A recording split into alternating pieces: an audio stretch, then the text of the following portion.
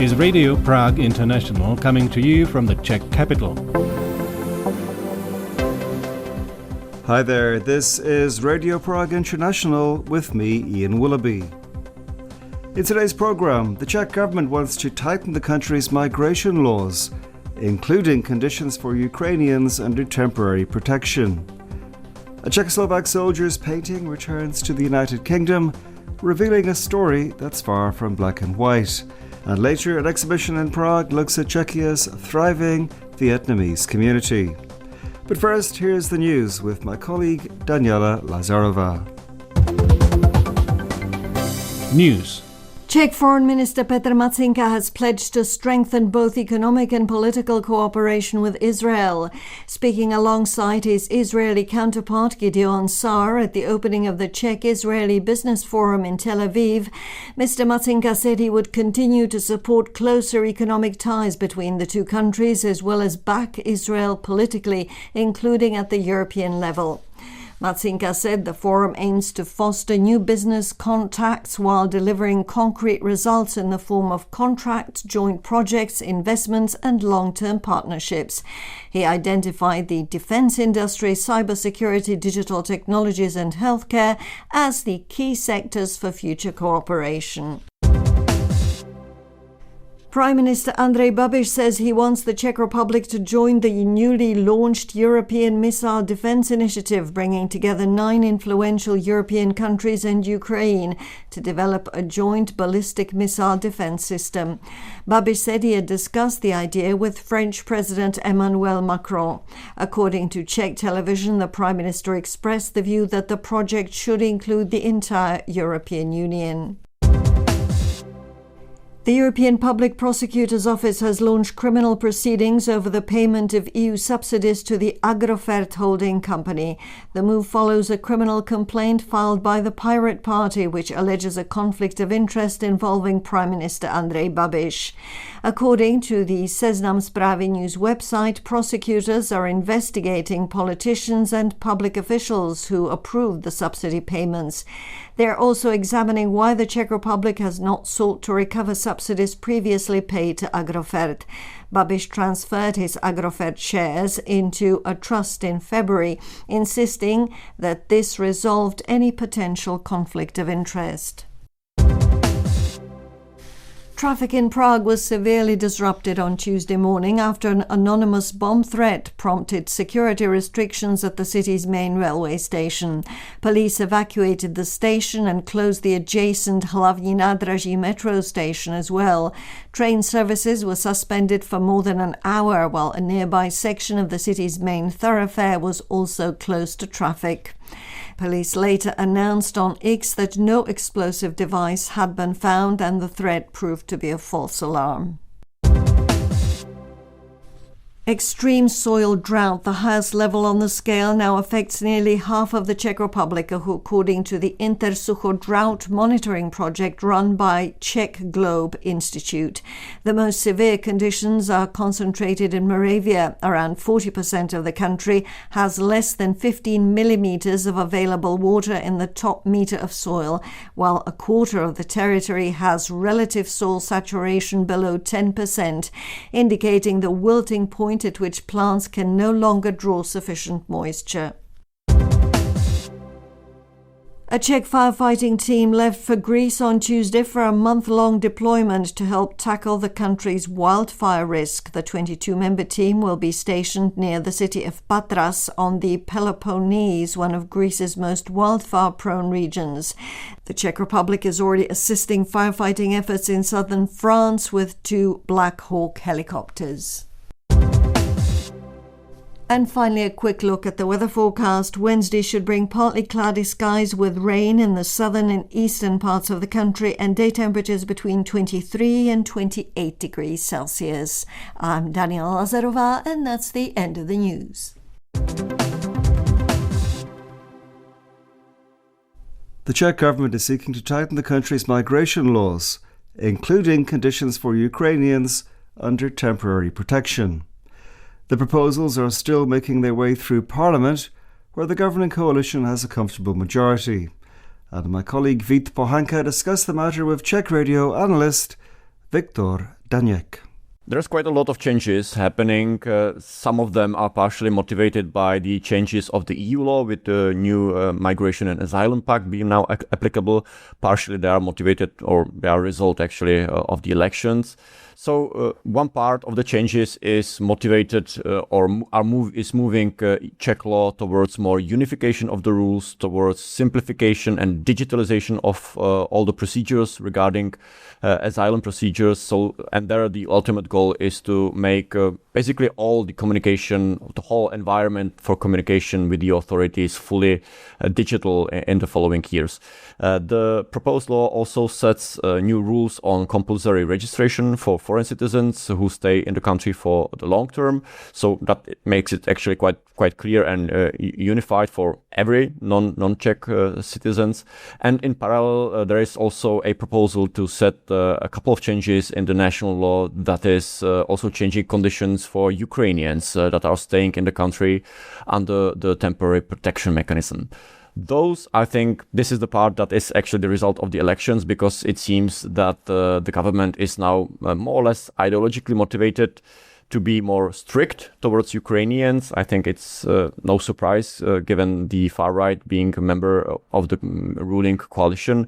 So those part of proposed changes are significantly limiting possibilities for traveling outside the country for Ukrainians, where there are some minimum days required for example, claiming social benefits. In case of Ukrainian citizens leaving the country for 30 plus days, there is also a possibility, well, actually not possibility, there is a rule that those would lose the temporary protection. So this is quite strict measure.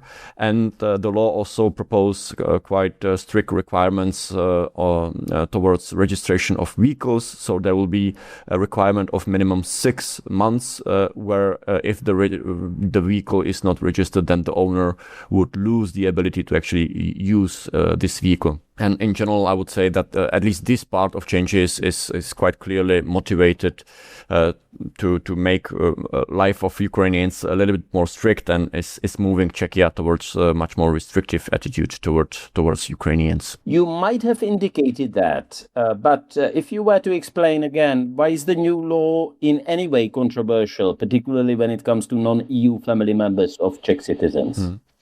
I see at least two areas for potential political disputes that can spark controversies, and in some cases they already did.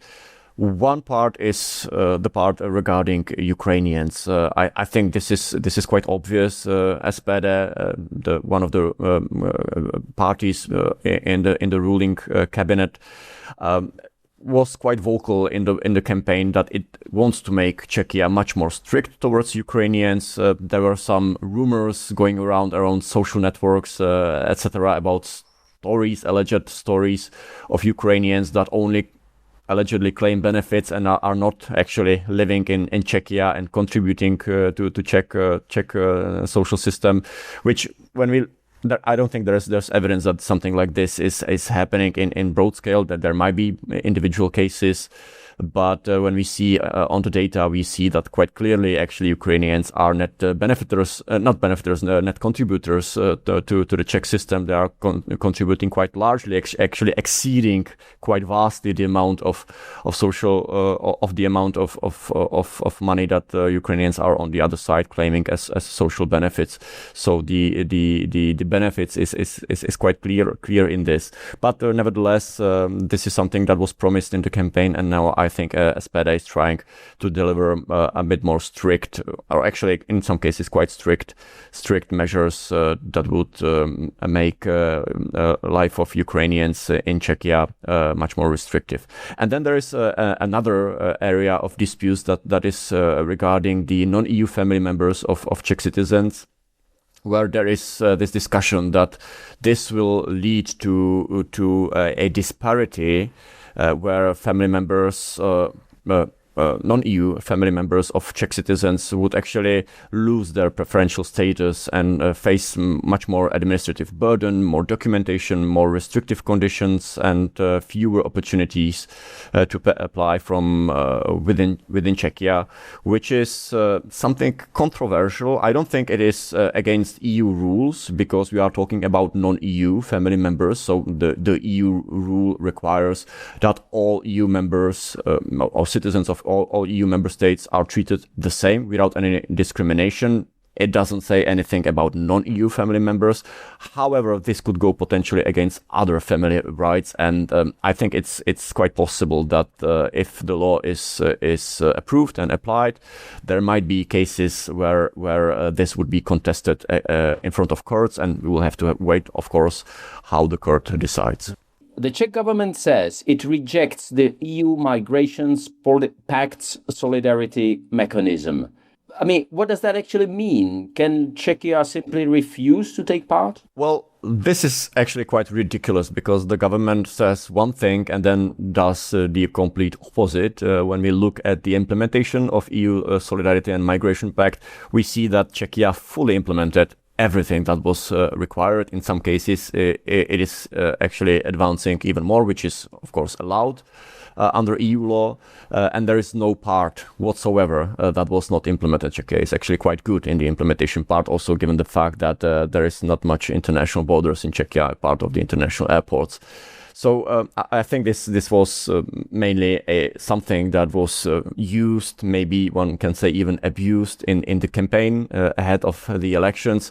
But then the government realized that there is not much actually to refuse, because from the large part it was actually implemented already before the elections. And for the second part, well, if we look in the EU Migration and Asylum Pact, then we see that it contains actually basically everything Czechia ever wanted out of EU rules towards asylum and migration. It is very strict, in some cases even harsh towards incomers. It is focused on protection of the external borders. There is no way that where Czechia or any other country would be forced to accept any refugee through relocation scheme whatsoever. So I think that this is a huge win for not just Czechia, but all V4 countries.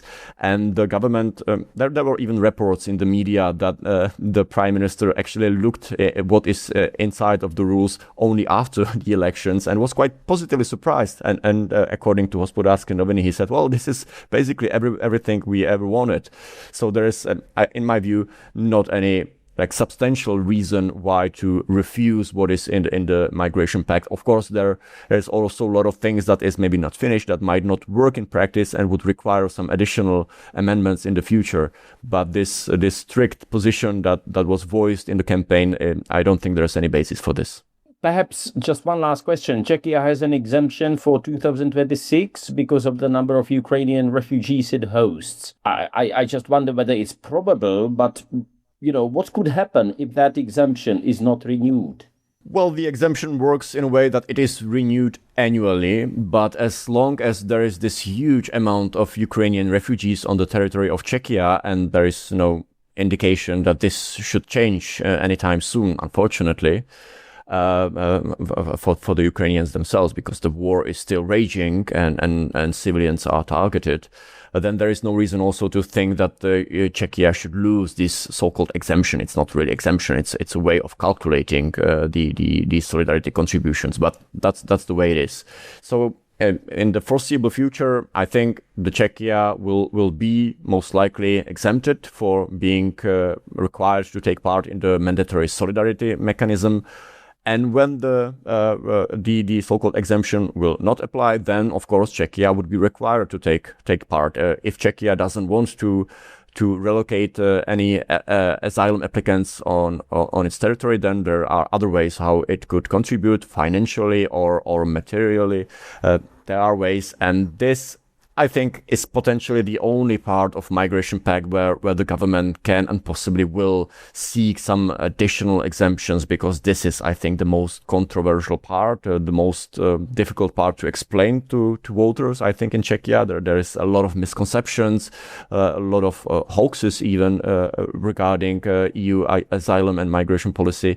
So I think this in the future would be a target of some political push. But for the time being, I don't think there's going to be any change. And that was Viktor Daniak speaking to Vít Pohanka. Earlier this month, a commemorative ceremony was held in the English village of Chumley that marked the arrival of Czechoslovak soldiers in the UK in July 1940. A painting by one of them, created there in the summer of 1940, has now returned, as Romana Grajcarova reports. A green park, a pond covered with water lilies in the foreground and trees and brown tents in the background, where Czechoslovak soldiers slept. This is how one of the soldiers depicted the surroundings of the civil parish of Chomly in 1940. His name was František Bezperát. Because if you think he'd gone to a proper art school, really, whatever, where he could have used his talents and really developed them, who knows? But actually, to think he was actually sat in Chumley painting this in 1940 is just incredible. Says Gary Manolas, chair of the Memorial Association for Free Czechoslovak Veterans. Her grandfather, Bohuslav Schulz, was one of the approximately 4,000 Czechoslovak soldiers who arrived in Chomly in July 1940. She therefore had the opportunity to hear firsthand about the experiences of the exhausted soldiers who arrived in an unfamiliar country. And from her account, it is clear that the harsher the conditions in the military camp, the warmer the welcome they received from the local people. These local people were just fantastic, really welcoming them, for afternoon tea or to join them for weekends, things like that. So making them feel at home. Such wartime friendship is also part of the story behind František Bezperát's painting. He presented the oil painting as a gift to a local family, as evidenced by a handwritten inscription on the back of the canvas. The text goes as follows. This picture was painted in 1940 by a Czechoslovak artist in Chumley Park while he was stationed there under canvas after being evacuated from Dunkirk with the Free Czech Army. And it was given to Mrs. B. Blake of Bradley for her kindness to members of that force. So far, Manolas has been unable to trace any descendants of Mrs. Blake. The painting itself was purchased at an auction some time ago by a local resident who, after discovering its connection to the Czechoslovaks, donated it to the Memorial Association for Free Czechoslovak Veterans. What Manolas did manage to find out, however, was who František Bezperát was, and his story certainly does not fit the idealized image of a flawless war hero. He had been a thief, he had made up fake news about himself, he lied about his CV, he lied about his life, he left his family in Czechoslovakia and just disappeared. Before the war, Bezperát, for example, earned extra money by accepting commissions for artworks in advance.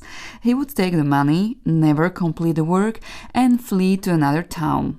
Despite that, it is true, however, that during the Second World War he did serve in the Czechoslovak army. Manolas therefore emphasizes that these too are the stories of veterans and they deserve to be part of history, a history that is almost never black and white. But I want you to understand that different people from all backgrounds fought with our Czechoslovak veterans. They weren't all the perfect hero, they were human like a lot of us. At the beginning of July, during a commemorative gathering, the painting, once created by a man with a troubled past who later became a war veteran, was placed in the chapel alongside other historical artifacts linked to the shared Czechoslovak-British wartime history. That report was by Romana Grajcarova.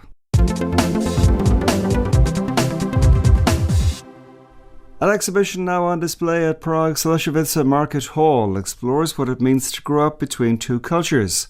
Little Hanoi Next Generation combines large-scale portraits with personal stories to introduce the children of Vietnamese immigrants who settled in former Czechoslovakia decades ago. Ruth Frankova went along to the exhibition to find out more. The exhibition follows up on the original Little Hanoi project from 2008, created by photographers Štěpánka Stein and Salim Issa, which documented the first generation of Vietnamese immigrants who arrived in what was then Czechoslovakia in the late 1970s and early 1980s. Nearly 20 years later, Stein has returned to the subject, this time together with photographer Wendy Mlejnská. Instead of their parents, however, the focus is now on the second generation, young people who grew up between two cultures but now call Czechia home. Stein says that after documenting the lives of the first generation nearly 20 years ago, it was only natural to return and tell the story of their children. The reason why this new project actually happened is that those people had children, and the children now are around the age 18 to, let's say, 30, something like this. And we wanted to capture their portraits, their lives, their thoughts, because we call them second generation. And that sort of means that, you know, you still have the roots, but you also have the roots of the country, what you're living in, what you were born to. And the language that you speak is mainly Czech, and you still understand your parents, but you might not speak as well Vietnamese. So, you know, they're on the border like any other second generation. The new exhibition features 76 large-scale portraits, each accompanied by a short personal story written by Thuy Xuan Nguyen Chin. She says one of its aims was to challenge stereotypes about the Vietnamese community. We wanted to show the big range of our generation. You know, our generation is not only people who work in večerka, in the small stores, but we also have some artists, lawyers or doctors, and there's so many professions here. If you look at 76 portraits here and read the short story about them, you can feel that there's a big diversity. Thuy says one of the biggest differences between her parents' generation and her own is their sense of belonging. While our parents came here to work and they didn't know if they stay here or go back to Vietnam, most of second generation grew up here since their childhood or they were even born here, and now they feel like the Czech Republic is their home. And if they say, I'm going home, they mean I'm going home to the Czech Republic. Thuy herself is also one of the people featured in the exhibition. She came to Czechia with her parents when she was 7 years old and says her family's story reflects that of many first-generation Vietnamese immigrants. My parents lived here in the 90s and they studied in Chemopetrol Litvinov, and then they had to come back to Vietnam because they were not allowed to have a family at that time. Based on bilateral contracts, they were not allowed to have family, so they had to come back to Vietnam. But economical situation was really bad in Vietnam, so they took a chance to come back and came back with us, with the kids. And now I've been living here for 30 years. I still have a strong connection with Vietnam because my parents teach us about Vietnamese traditions. I can speak Vietnamese. But after that long time living here, I feel like Czech Republic is my second home. The exhibition hall is filled with large portrait banners, some hanging from the ceiling and others mounted on the walls. Each shows its subject against a pastel-colored background, partly veiled by smoke, and holding an object that has a special meaning in their life. Photographer Wendy Mlejnská explains how the visual concept came about. We were thinking about pastel colors, something really bright. But if you have 80 persons to be portrayed, you need to raise it up a little bit, because if not, you will end up with 80 passport pictures on the wall. So at the beginning we were thinking about feeling of the celebrities at the concert. You see at the beginning, you see the smoke and no one's there, and in one moment you can see a little bit of them and more, and that's the feeling we wanted to capture on the pictures.